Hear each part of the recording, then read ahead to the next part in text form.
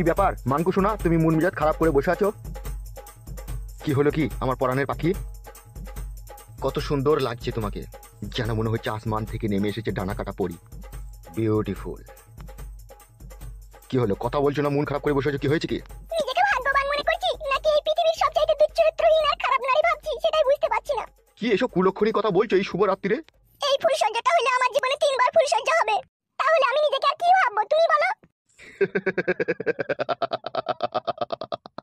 তুমি হচ্ছে এই পৃথিবীর মধ্যে সবচাইতে ভাগ্যবান আর রূপবতী সুন্দরী নারী।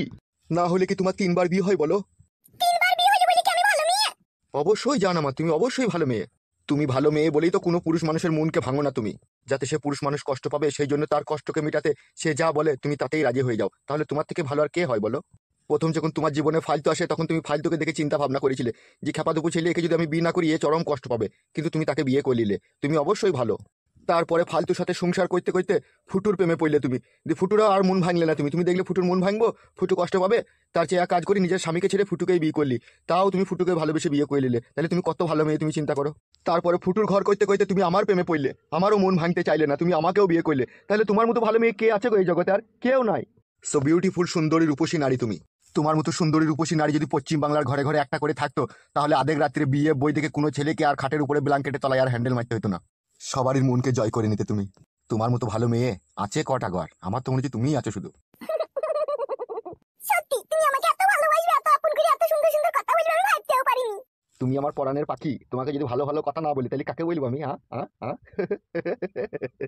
তুমি আমাকে কোনোদিনও ছেড়ে দিবে না তো, ভুলে যাবে না তো আবার? তোমার কারণে যদি আমার মৃত্যু আসে তাতেও আমি রাজি, কিন্তু তোমাকে কখনো কোনোদিনও ভুলে যাব না, শোনা বউ আমার। সত্যি বলছো তো তুমি? হ্যাঁ গো, যা বলেছি সবই আমার মনের কথা। আমিও কখনো কোনোদিনও তোমাকে ভুলে যাব না, সারা জীবন তোমার সাথে তোমার হাত ধরে থাকবো। তুমি এত দুষ্টু কেন গো? কেন মাঙ্কু শোনা? 6 মাস তোমার ঘরে থাকলাম, জান ভরে মন ভরে প্রাণ খুলে তুমি আমাকে কইলে, তারপরেও বিয়ে করে আমার সাথে ফুলসজ্জা করতে ইচ্ছা হচ্ছে তোমার? আসলে ব্যাপারটা হচ্ছে পুরুষ মানুষের মন হচ্ছে ঘোড়ার বাড়ার মতো, ও কখন যে থারো হয়ে যায় বোঝা মুশকিল। তাই নাকি? হ্যাঁ গো মাঙ্কু শোনা, এখন তো থারো হয়ে গেছে, এখন কি করবো? এখন আমি তোমার বউ, কি করবে কি না করবে তুমি জানো? তাই নাকি শোনা?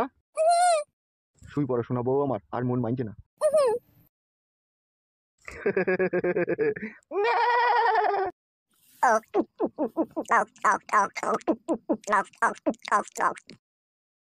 আর একটু জল নিবে ভাই তো? আর জল খাও না, জল আর ভাত খেয়ে পেট ভরে গেছে। ঠিক আছে, ওখানে গ্লাসটা রাখো। সত্যি কাকিমা তুমি কত ভালো, তোমার মতো যদি কাকা হইতো তাহলে আমার জীবনে এত আর কষ্ট হইতো না। এমএলএ সাহেব যখন আমাকে ছেড়ে দিল তখন ভাবলাম জীবনের সব সুখ আমি ফিরে পেলাম।